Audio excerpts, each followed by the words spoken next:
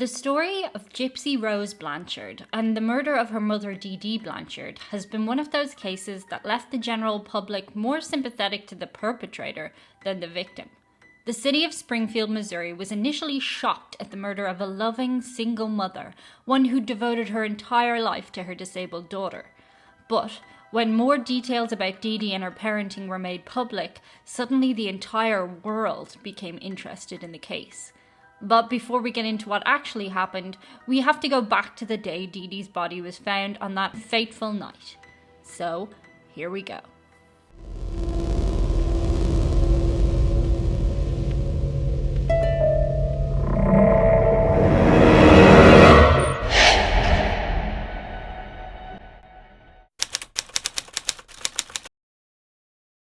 On June 14, 2015, a 48-year-old woman by the name of Dee Dee Blanchard was found dead inside her house in Springfield, Missouri. She was surrounded by her own blood, and she had several stab wounds all across her body that seemed like they were inflicted days before her body was found.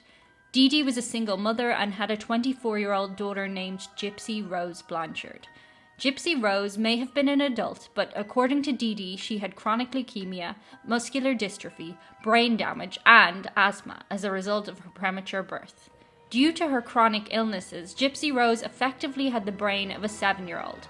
She was severely disabled, both physically and mentally, and when the police tried to look for Gypsy in the aftermath of her mother's murder, she was missing, you see, they would find no trace of Gypsy other than her medication and her wheelchair, two things she would never, and could never, leave behind. The police had arrived after neighbours had seen a Facebook post from Dee Dee's account saying, "The bitch is dead." Alarmed by the Facebook status, they decided to call the police to do a checkup on Dee Dee's house. They were also concerned that Dee Dee's disabled daughter might be in harm's way. The police now had not only a murder case on their hands, but also a missing person case, and in this case, the missing person was effectively a defenceless child. Dee Dee was Gypsy's sole caretaker prior to her own death, and now that she was gone, neighbours and police were worried that whoever killed Dee Dee had also abducted, if not killed, Gypsy. The Blanchards weren't exactly the most prosperous family in the world. Originally from Check Bay, Louisiana, Dee Dee had Gypsy when she was 24 years old. Her husband was a 17-year-old boy named Rod Blanchard, who left Dee Dee shortly after Gypsy was born. Dee Dee lived in an extremely impoverished area and mainly relied on government assistance to get by. To Dee Dee, Gypsy was all that she had, and she'd do anything to protect her. She began diagnosing Dee Dee with all sorts of illnesses from pretty much the moment she was born, even without taking a doctor's advice. As far as Dee Dee was concerned, Gypsy had a chromosome disorder that led to multiple illnesses. She did doctor hop to get some diagnoses, but mostly, as I said, they were self-diagnosed. Often she would present to one doctor the diagnosis of another, quote unquote, and they would just accept that as given. Due to the fragile nature of Gypsy's health, she was not able to go to school with other children. The exact details are unclear, but Gypsy may have never even been to kindergarten. As Gypsy's health conditions got worse, they had to start using a wheelchair to move her around. She was completely immobile on her own. Gypsy had severe brain damage, according to her mother, because of her premature birth. Gypsy had pretty much every health condition you could think of. Asthma, muscular dystrophy, epilepsy, sleep apnea, eye problems. She even needed to be fed with a feeding tube at times. Just as an aside, as you'll hear later in the story, the idea that she was not even allowed to eat when she could is just, I mean, you guys know I love to eat. The biggest tragedy the family had to face was Hurricane Katrina in 2005. The hurricane supposedly destroyed everything they had, including their home, and, this one's important, most of Gypsy's medical records. They had to live in a makeshift shelter where they were introduced to a doctor who was helping out some of the victims. The doctor said he could help the two move to Missouri, where they could receive more assistance. They decided to make the move and were airlifted to the state. Much of the funding was given by kind people who supported the Blanchards. Once they moved to Missouri, they were greeted with open arms by various foundations who found their story incredibly tragic and inspiring. NGOs helped the Blanchards with building a house, monetary donations, and practically everything they could ask for. They had become local celebrities, and their newfound status had gotten them to some incredible doctors as well who could help Gypsy out with her illnesses. You've probably connected the dots to where this story is headed. While Gypsy may have presented to the world by her mother as a child who had lots of diseases and a person who was physically incapable of even walking, the truth was actually quite the contrary. In reality, Gypsy had none of the problems that DeeDee attributed to her. She didn't even have leukemia. She didn't have muscular dystrophy. She did not have asthma, and she didn't even need a wheelchair to walk. DeeDee had visited multiple doctors to treat Gypsy for her conditions. She had gone through over 150 doctors. If a doctor would ask for Gypsy's medical records, she would simply state they were destroyed during Hurricane Katrina, in which case the doctors had no choice but to take DeeDee's word for it. During the doctor's visits, DeeDee would tell Gypsy to play with toys while she did the talking for her. Some doctors were willing to give DeeDee the medicines she wanted for her child. Others, we'll get to them in a moment. You see, the twist here is that actually it was DeeDee who is the one with a condition. She had something called Munchausen's by proxy. This is defined as a fictitious disorder imposed upon another person, formerly Munchausen syndrome by proxy, a mental illness in which a person acts as if an individual he or she is caring for has a physical or mental illness when the person is not really sick. You might have seen it in that movie The Sixth Sense, where the daughter actually ends up dying by the hands of her mother. Almost every diagnostic report that was eventually found in Gypsy's medical records showed that very few tests were actually done on her. Instead, they would have notes saying mother reported, mother states, or history by mother, since at the time doctors didn't know of Gypsy's medical history themselves. DeeDee eventually crossed paths with a neurologist named Dr. Bernardo Flasterstein to treat her muscular dystrophy and cerebral palsy when Gypsy turned 14. He examined Gypsy for both conditions and was surprised when he found that she had neither. During the tests, he discovered that Gypsy was able to support her own weight. He called some of Gypsy's other doctors in New Orleans, and asked for her muscle biopsy report, which was negative. Flasterstein was now sure that this was indeed a case of fictitious disorder imposed on another. This is also known as FDIA. DeeDee, closely observing the doctor's suspicion, stopped taking Gypsy to see him. Eventually, the doctor decided not to report it to authorities, fearing that no one would believe the story. What the frick, Dr. Flasterstein? When it came to Gypsy's father, Rod Blanchard, DeeDee had told Gypsy and everyone around her that Rod was some sort of abusive alcoholic who abandoned his family for unknown reasons. Another great backstory for DeeDee. In reality, Rod divorced DeeDee when he turned 18 because he realized he had married for the wrong reasons. He paid $1,200 in child support every single month to DeeDee, money that DeeDee never really let Gypsy see the light of. Rod was unaware of the con that DeeDee was pulling. DeeDee did not allow any opportunity for Rod to meet his daughter. She was vehemently against it. However, she was more than willing to accept any presents he would give to his daughter, and kept them for herself. DeeDee was extremely abusive to Gypsy in private too.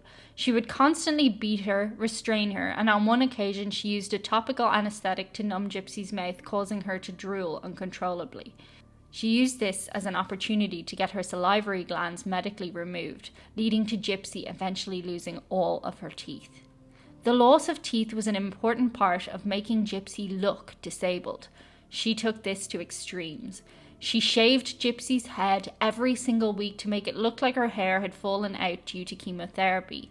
Gypsy was given so much medication that she didn't even need, that her health started to deteriorate for real. In order to gain more sympathy, DeeDee had forged Gypsy's birth certificates to make it look like she was born in 1995 instead of 1991, which meant she would have officially been a child or a teenager throughout this whole ordeal, despite being an adult by the end.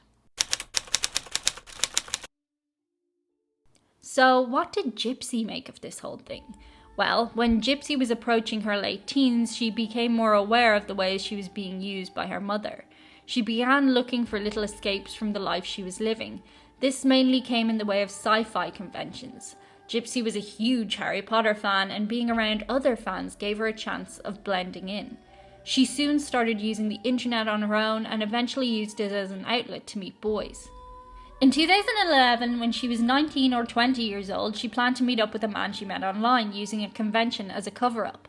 DeeDee ended up finding out and discovered the two in a hotel room together.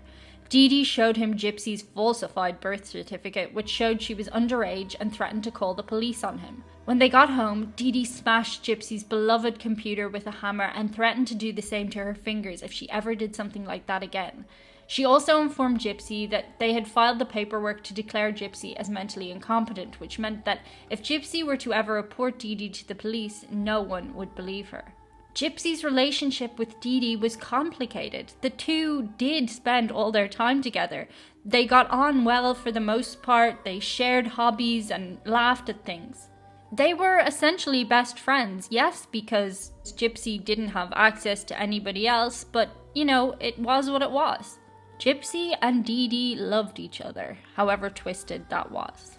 Gypsy was still determined to use the internet and would use it when DeeDee would go to sleep. Around 2012, Gypsy started talking to a new man named Nicholas Godejean, who was from Wisconsin.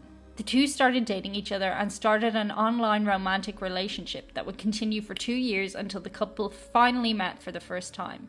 They viewed this relationship as a very Romeo-Juliet forbidden romance thing, and that made it all the more exciting. In 2014, Gypsy managed to arrange a secret meeting with Nicholas in the bathroom of a movie theater she was visiting with her mother. They even managed to sit beside each other at one point in the cinema, but DeeDee, finding Nicholas creepy, moved the pair. The two remained in contact with each other almost daily from then on. This brings us back to June 2015. While Gypsy and her mother were off on a doctor's appointment, Nicholas had made his way to Springfield and stayed at a motel. He went to the Blanchard's house when they came back, with Gypsy allowing him in through the window. It's important to note here that Nicholas was not considered entirely mentally competent himself. This plays a part in trying to figure out who was actually at the driving wheel of this whole thing. DeeDee had gone to sleep by now, and this was the moment that Gypsy had decided she'd had enough of her mother. She gave Nicholas a pair of scissors, gloves, and some duct tape, and allegedly told him that he had to kill DeeDee to prove his love. That night, Gypsy stayed in the bathroom with her hands covering her ears so that she wouldn't hear her mother scream for help as she was being repeatedly stabbed to death. According to Gypsy, when Nicholas got to DeeDee's room, DeeDee let out a small scream and asked who was it that was in the bedroom. She then heard more screaming, with her mother yelling out Gypsy's name multiple times while being stabbed. She was stabbed a total of 17 times. Gypsy said the screams eventually stopped and were followed by a deafening silence. Her mother was finally gone. Following the murder, Gypsy and Nicholas had intercourse in the same bed in which DeeDee was killed before they started to plot their escape. The couple spent the night at a motel in Springfield before taking a bus to Big Bend, Wisconsin, which was Nicholas's hometown. On June 14th, Gypsy asked Nicholas to post the infamous "That bitch is dead" Facebook status on her and her mom's joint Facebook account. Gypsy said she wanted her body to be found, which is why she made him post that message. The police arrived the same day. Finding out where Gypsy was didn't take too long, as one of the neighbours, Alea Woodmansey, was a close friend of Gypsy's, being the closest to her in age among the neighbours. Gypsy had told her about the relationship long before she even met him herself. She told the police about their relationship, and they were able to quickly track them down after Facebook released the couple's IP address to the police. Criminal masterminds they were not. The following day, the police raided Nicholas's home and arrested him along with Gypsy. Neighbours that were initially relieved at Gypsy's recovery were now confused as they saw her walking as if nothing was ever wrong with her. It was now clear that all these years there had been nothing but lies and fraud. DeeDee had been conning charities out of donations and had been using Gypsy as a way to get sympathy from the community. Gypsy and Nicholas were charged with murder and were set to face trial the following year. Gypsy's trial began, and prosecutor Dan Patterson, despite having a clear first-degree murder case on his hands, decided to only charge Gypsy with second-degree murder, noting the extreme abuse she went through at the hands of her mother. Gypsy pleaded guilty to the murder and was sentenced to 10 years in prison. She'll be eligible for parole in 2024. Nicholas Godejean was sentenced to life in prison without parole after being found guilty of first-degree murder. Gypsy essentially dropped Nicholas like a hot snot as soon as they were arrested. He was also given a concurrent life sentence for armed criminal action, and he's expected to spend 25 years in prison. In an interview under detention, Gypsy Rose stated that she feels freer in prison than she ever did in her normal life. She began exchanging letters with another prisoner named Ken and announced she'd become engaged to this mysterious Ken soon after. She also restarted her relationship with her father, receiving calls from him regularly. Overall, DeeDee Blanchard is not remembered as a victim, but as an abuser who ruined her daughter's life for attention. Nicholas's lawyers have unsuccessfully tried to lighten his sentence, arguing that he was mentally deficient. However, the severity of his crime cannot be understated, and he is set to finish his full sentence in 2043. So, what do you make of this curious case? Is Gypsy Rose a long put-upon victim who inevitably snapped, or is she a cold-blooded murderer who could have simply walked away, pardon the pun? Instead, she chose to kill the person who, though flawed, loved her. Maybe the truth lies somewhere in between. I'm curious to hear what you think. Let me know below in comments. As ever, this is one you can certainly deep dive here on YouTube. There's interviews galore. Until we speak again, sending you good vibes. Stay safe out there.